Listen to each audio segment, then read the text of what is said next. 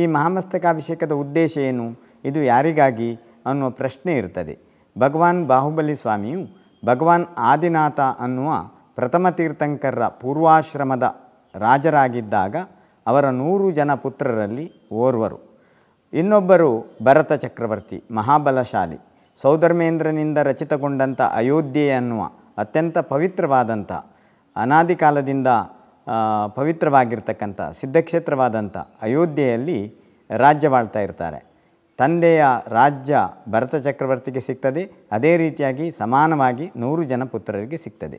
ಅದರಲ್ಲಿ ಬಾಹುಬಲಿಯು ಪೌದನಾಪುರ ಅಂದರೆ ಈಗಿನ ಸಿಂಧೂ ನದಿ ಹರಿಯುವಂಥ ಪವಿತ್ರವಾದಂಥ ಭೂಮಿಯಾದ ಪಾಕಿಸ್ತಾನ ಎಂದು 1947ರ ನಂತರ ವಿಭಜನೆಯಾದಂಥ ಭಾರತದ ಅಖಂಡ ಭಾರತದ ಒಂದು ಭಾಗ.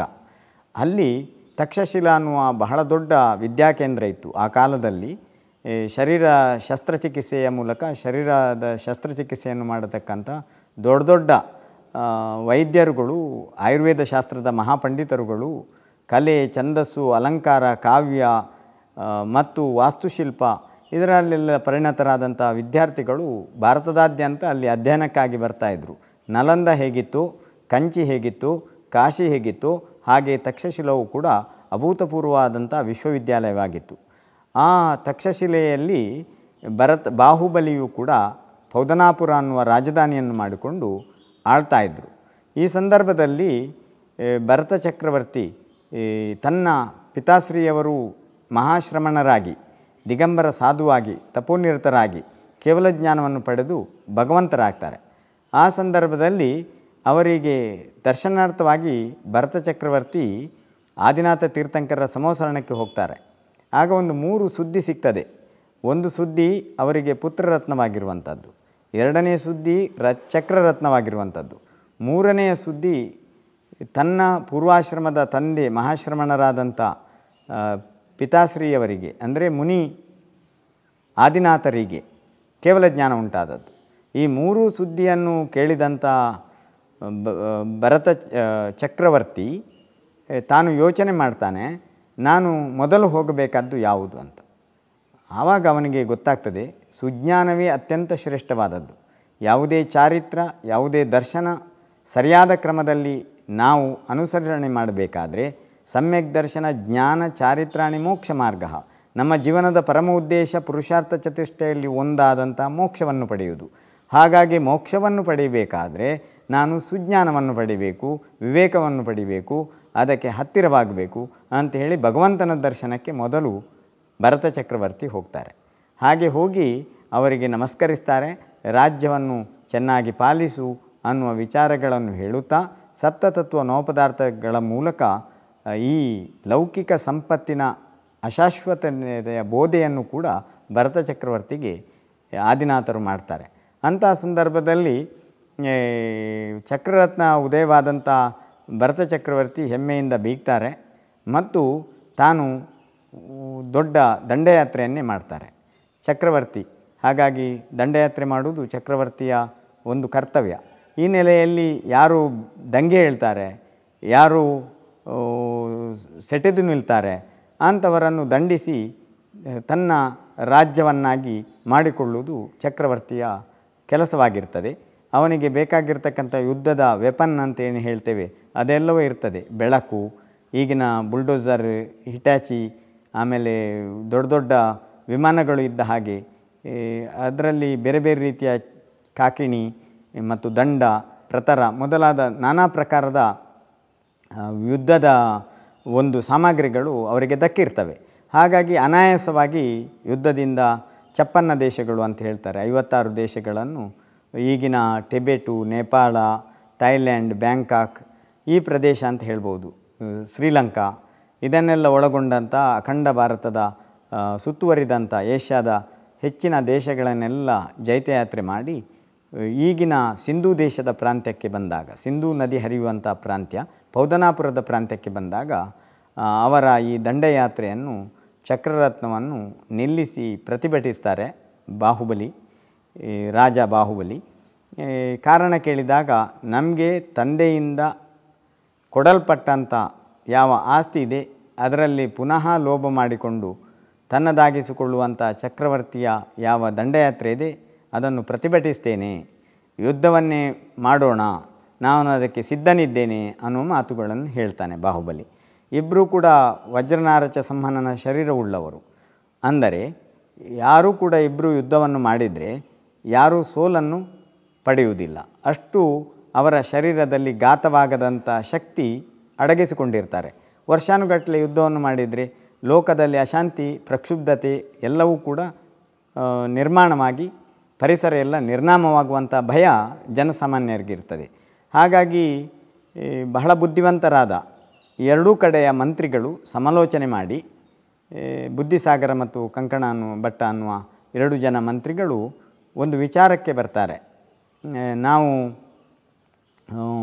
ಯುದ್ಧವನ್ನು ಮಾಡೋದು ಬೇಡ, ಬದಲಾಗಿ ಈ ಇಬ್ಬರಲ್ಲಿ ಒಂದು ವಿಶೇಷ ಆಧುನಿಕ ಕಾಲಕ್ಕೆ ಒಗ್ಗುವಂಥ ಮತ್ತು ಈ ಪಂಥಾವಹಾನದಲ್ಲಿ ಸರಿಯಾದ ಕ್ರಮದ ಒಂದು ಯುದ್ಧದ ಶೈಲಿಯನ್ನು ರೂಪಿಸೋಣ ಅಂತ. ಅದು ಏನಂದರೆ ಮೊದಲನೇದಾಗಿ ದೃಷ್ಟಿಯುದ್ಧ, ಆಮೇಲೆ ಜಲಯುದ್ಧ ಮತ್ತು ಮಲ್ಲಯುದ್ಧ. ಈ ಮೂರು ಯುದ್ಧದಲ್ಲಿ ಯಾರು ಜಯಿಸುತ್ತಾರೋ ಅವರು ಜಯಿಸಿದ ಹಾಗೆ ಅಂತ. ಇಬ್ಬರು ಅದಕ್ಕೆ ಒಪ್ಪಿಕೊಳ್ತಾರೆ. ಮತ್ತು ರಾಜರಿಗೆ ಈ ಮಾತುಗಳನ್ನ ಹೇಳಿದಾಗ ಪ್ರಜೆಗಳು ರಾಜರು ಮುಖ್ಯವಾಗಿ ಎರಡೂ ಜನ ಭರತ ಚಕ್ರವರ್ತಿ ಮತ್ತು ಬಾಹುಬಲಿ ಇಬ್ಬರು ಕೂಡ ಒಪ್ಪಿಕೊಳ್ತಾರೆ. ಇವರು ಅಜಾನುಬಾಹು ಶರೀರವುಳ್ಳವರು, 525 ಉಸ್ಸೆದ ಬಿಲ್ಲು ಪ್ರಮಾಣವುಳ್ಳವರು ಬಾಹುಬಲಿ, 500 ಉಸ್ಸೆದ ಬಿಲ್ಲು ಪ್ರಮಾಣವುಳ್ಳವರು ಹಿರಿಯವನಾದ ಭರತ. ಇಬ್ಬರು ಯುದ್ಧ ಪ್ರಾರಂಭ ಆಗ್ತದೆ, ಇಬ್ಬರೊಳಗೆ ಯುದ್ಧ. ಇದರಿಂದಾಗಿ ಪ್ರಥಮ ನಿಶಸ್ತ್ರೀಕರಣದ ಯುದ್ಧ, ಅಹಿಂಸೆ ನಿಜವಾದ ಅರ್ಥ ಇದರಲ್ಲಿ ಅಡಗಿದೆ. ಎರಡು ದೇಶಗಳ ವೈಷಮ್ಯದಿಂದಾಗಿ ಉಕ್ರೇನ್ ಮತ್ತು ರಷ್ಯಾದ ಕಾರಣದಿಂದ ಸಹಸ್ರಾರು ಜನರ ಸಾವು ನೋವಿಗೆ ಕಾರಣ ಆಯಿತು. ಇರಾನ್ನ ಯುದ್ಧದಿಂದ ಸಹಸ್ರಾರು ನೋವಿನ ಕಾರಣ ಆಯಿತು. ಇದೇ ರೀತಿಯಾಗಿ ಭಾರತದ ಚೀನಾ, ಭಾರತ ಪಾಕಿಸ್ತಾನ ಯುದ್ಧ ಆದರೂ ಕೂಡ ಈ ರೀತಿಯ ಅನೇಕ ರೀತಿಯ ವೈರುಧ್ಯಗಳಿಗೆ ಕಾರಣವಾಗ್ತದೆ. ಹಾಗಾಗಿ ನಾವು ಯಾವುದೇ ಕಾರಣಕ್ಕೂ ಯುದ್ಧಗಳನ್ನು ಮಾಡದ ಹಾಗೆ ಒಂದು ವಾತಾವರಣವನ್ನು ನಿರ್ಮಾಣ ಮಾಡಬೇಕಾದ್ರೆ ಬುದ್ಧಿವಂತರಾದ ಚತುರರಾದ ಮಂತ್ರಿಗಳಿರಬೇಕು ಅನ್ನೋದು ಈಗಿನ ಕಾಲದಲ್ಲಿ ಹೇಗೆ ಜಯಶಂಕರ್ರವರು ಯುದ್ಧಗಳು ಉಂಟಾಗದ ಹಾಗೆ ವಿದೇಶದಲ್ಲಿ ಮೈತ್ರಿ ಭಾವವನ್ನು ನಿರ್ಮಾಣ ಮಾಡಿಕೊಂಡು ಹೋಗ್ತಾ ಇದ್ದಾರೋ ಅದೇ ರೀತಿಯನ್ನು ಬುದ್ಧಿಸಾಗರ ಮತ್ತು ಪ್ರಣಯ ಇವರು ಅಂತ ಹೇಳುವಂಥ ಇಬ್ಬರು ಮಂತ್ರಿಗಳು ಮಾಡ್ತಾರೆ. ಹಾಗಾಗಿ ಅಲ್ಲಿ ಸಾವು ನೋವುಗಳು ಆಗುವುದಿಲ್ಲ, ಜನಸಾಮಾನ್ಯರ ಬದುಕಿಗೆ ತತ್ವಾರ ಆಗುವುದಿಲ್ಲ. ಇಬ್ಬರೊಳಗೆ ಯುದ್ಧ ಏರ್ಪಾಡಾಗ್ತದೆ. ಯುದ್ಧದಲ್ಲಿ 525 ಉಸ್ಸೆದ ಬಿಲ್ಲು ಪ್ರಮಾಣದ ಬಾಹುಬಲಿ 500 ಉಸ್ಸೆದ ಬಿಲ್ಲು ಪ್ರಮಾಣದ ಭರತನನ್ನು ಅನಾಯಾಸವಾಗಿ ಸೋಲಿಸ್ತಾನೆ. ರೆಪ್ಪೆ ಯಾರು ಮೊದಲು ಈ ರೀತಿಯಾಗಿ ಬಡಿತಾರೋ ಅವರು ಸೋಲನ್ನು ಒಪ್ಪಿಕೊಂಡ ಹಾಗೆ ಭರತನು ಬಾಹುಬಲಿಯ ತೀಕ್ಷ್ಣವಾದ ದೃಷ್ಟಿಯಿಂದ ಸೋಲೊಪ್ಪಿಕೊಳ್ಳುತ್ತಾನೆ. ಎರಡನೇದು ಜಲಯುದ್ಧ. ಪುನಃ ಅಜಾನುಬಾಹುವಾದ ಶರೀರವುಳ್ಳಂಥ ಬಾಹುಬಲಿ ಮತ್ತು ಭರತರ ಮಧ್ಯೆ ನೀರಿನ ಎರೆಚಾಟ ನಡೆಯುತ್ತದೆ. ಆ ನೀರಿನ ಎರೆಚಾಟದಲ್ಲಿ ಬಾಹುಬಲಿಯು ಭರತನನ್ನು ಸೋಲಿಸಿ ಬಿಡುತ್ತಾನೆ. ಮೂರನೇ ಯುದ್ಧ ಮಲ್ಲಯುದ್ಧ. ಮಲ್ಲಯುದ್ಧದಲ್ಲೂ ಕೂಡ ಅಜಾನುಬಾಹುವಾದ ಬಲಿಷ್ಠವಾದಂಥ ಶರೀರವುಳ್ಳಂಥ ಬಾಹುಬಲಿಯು ಎಲ್ಲ ಪಟ್ಟುಗಳಿಂದ ಭರತನನ್ನು ಸೋಲಿಸಿ ಬಾಹುಬಲಿ ಗೆಲುವನ್ನು ಸಾಧಿಸುತ್ತಾನೆ. ತನ್ನ ಅಣ್ಣನನ್ನು ಎತ್ತಿ ಇನ್ನೇನು ಕೆಳಗೆ ಹಾಕಬೇಕು ಅನ್ನುವಾಗ ಮನಸ್ಸಿನಲ್ಲಿ ಸಹೋದರ ಭಾವನೆ ಬಂದು ಗೌರವದಿಂದ ಕೆಳಗೆ ಇಳಿಸ್ತಾನೆ. ಅಷ್ಟೊತ್ತಿಗೆ ಅವಮಾನಿತನಾದಂಥ ಭರತ ಸಿಟ್ಟಿನಿಂದ ತನಗೆ ಅಯಾಚಿತವಾಗಿ ಒದಗಿದಂಥ ಶ್ರೇಷ್ಠವಾದಂಥ ಚಕ್ರರತ್ನ ಏನಿದೆ ಆ ಚಕ್ರರತ್ನದ ಅರಗಳು ತೀಕ್ಷ್ಣವಾದಂಥ ಬೆಂಕಿಯನ್ನೇ ಉಗುಳುತ್ತವೆ. ಆ ಒಂದು ಅಸ್ತ್ರ ಏನಿದೆ ಅದು ಅಭೂತಪೂರ್ವವಾಗಿರುವಂಥದ್ದು, ಶತ್ರುವನ್ನು ಚೂರು ಚೂರು ಮಾಡತಕ್ಕಂಥ, ತಕ್ಷಣವೇ ನಿರ್ನಾಮ ಮಾಡತಕ್ಕಂಥ ಅಪೂರ್ವವಾದಂಥ ಅಸ್ತ್ರವಾಗಿದೆ ಅದು.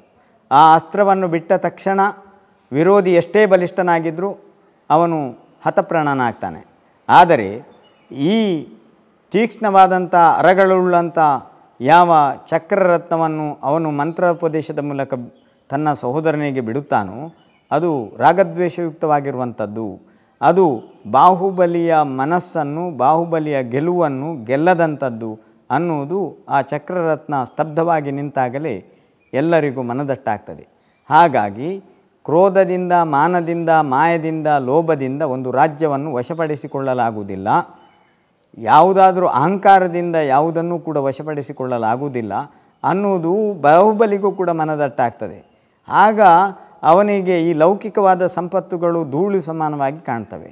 ಈ ಒಂದು ಸಂಪತ್ತಿಗಾಗಿ ನಾನು ನನ್ನ ಭಾತೃವನ್ನೇ, ಸಹೋದರನನ್ನೇ ಕೆಟ್ಟ ದೃಷ್ಟಿಯಿಂದ ನೋಡುವ ಹಾಗೆ ಆಯ್ತಲ್ಲ. ಈ ಒಂದು ಭೂಮಿ ನಮಗೆ ನಮ್ಮ ಬಾಂಧವ್ಯವನ್ನು ಹಾಳು ಮಾಡುವುದಕ್ಕೆ ಕಾರಣವಾಯ್ತಲ್ಲ. ನಮ್ಮ ಪ್ರೀತಿ, ನಮ್ಮ ಜೀವನದ ಪರಮ ಉದ್ದೇಶ, ಧರ್ಮ ಇದೆಲ್ಲವೂ ಕೂಡ ನಾವು ಗಾಳಿಗೆ ತೂರಿಬಿಟ್ಟೆವಲ್ಲ. ನಮ್ಮ ಸಹೋದರತ್ವದ, ಬಂಧುತ್ವದ ಪ್ರೀತಿ ಒಂದು ಮಣ್ಣಿಗಾಗಿ, ಒಂದು ಹುಣ್ಣಿಗಾಗಿ, ಒಂದು ಹೆಣ್ಣಿಗಾಗಿ ನಾಶವಾಗುವುದಾದರೆ ಅಂಥ ಭೂಮಿ ನನಗೆ ಬೇಡ ಅಂತ ಹೇಳಿ ಅವನು ನಿರ್ಧಾರಕ್ಕೆ ಬರ್ತಾನೆ ಮತ್ತು ಸಹೋದರನಿಗೆ ಹೇಳ್ತಾನೆ, ಈ ರಾಜ್ಯವು ನಿನ್ನದೇ, ಈ ಭೂಮಿಯು ನಿನ್ನದೇ, ಈ ಸಂಪತ್ತೆಲ್ಲವೂ ನಿನ್ನದೇ, ಇದು ನನಗೆ ಬೇಕಾಗಿಲ್ಲ. ನಮ್ಮ ಪೂರ್ವಾಶ್ರಮದ ಪಿತಾಶ್ರೀಯವರಾದ ಮಹಾಶ್ರಮಣ ಆದಿನಾಥರು ಯಾವ ಪ್ರತಿಜ್ಞೆಯನ್ನು ಕೈಕೊಂಡು ದೀಕ್ಷಾಬದ್ಧರಾಗಿದ್ದಾರೋ ಅಂತಹ ಪವಿತ್ರವಾದ ದೀಕ್ಷೆಯನ್ನೇ ಸ್ವೀಕಾರ ಮಾಡಿಕೊಂಡು ನಾನು ಈ ಕ್ಷಣವೇ ಈ ಭೂಮಿಯ ಒಡೆಯ ನೀನೆನ್ನುವುದನ್ನು ಒಪ್ಪಿ ನನ್ನ ರಾಜ್ಯವನ್ನು ಎಲ್ಲವನ್ನೂ ಕೂಡ ನಿನಗೆ ಧಾರೆ ಎರೆದು ಕೊಟ್ಟಿದ್ದೇನೆ, ಇದನ್ನು ತೆಗೆದುಕೋ ಸಹೋದರ ಅನ್ನುವ ಭಾವನೆಯನ್ನು ವ್ಯಕ್ತಪಡಿಸುತ್ತಾನೆ ತ್ಯಾಗಿ, ಮಹಾತ್ಯಾಗಿ, ವೀರಪರಾಕ್ರಮಿ ಬಾಹುಬಲಿ. ಈ ಮಾತುಗಳನ್ನು ಕೇಳಿದಂಥ ಭರತನಿಗೆ ತೀವ್ರ ಪಶ್ಚಾತ್ತಾಪವಾಗುತ್ತದೆ. ಕಣ್ಣೀರುಗರೆಯುತ್ತಾನೆ. ಇಲ್ಲ, ಇದು ನಿನ್ನ ಭೂಮಿಯನ್ನು ನೀನೇ ತೆಗೆದುಕೊಳ್ಳು. ಇಲ್ಲ, ಒಮ್ಮೆ ನಾನು ತ್ಯಾಗ ಮಾಡಿದ ಭೂಮಿಯನ್ನು ಮತ್ತೆಂದೂ ಮರಳಿ ಪಡೆಯಲಾರೆ ಅನ್ನುವ ಮಾತುಗಳನ್ನು ಹೇಳಿ ಅವನು ಆ ರಣಭೂಮಿಯನ್ನು ಬಿಟ್ಟು, ಎಲ್ಲ ರೀತಿಯ ಸಂಪತ್ತನ್ನು ಬಿಟ್ಟು, ತನ್ನ ಅಂತಃಪುರದ ಸ್ತ್ರೀಯರನ್ನು, ಐಶ್ವರ್ಯವನ್ನು, ಮಂದಿಮಾಗದರನ್ನು, ಗಜತುರಗ ಪದಾತಿಗಳನ್ನು ಎಲ್ಲವನ್ನು ತ್ಯಾಗ ಮಾಡಿ ವೈರಾಗಿಯಾಗಿ ವನ ಸೇರಿ ತಪಸ್ಸಿನಲ್ಲಿ ನಿರತನಾಗ್ತಾನೆ.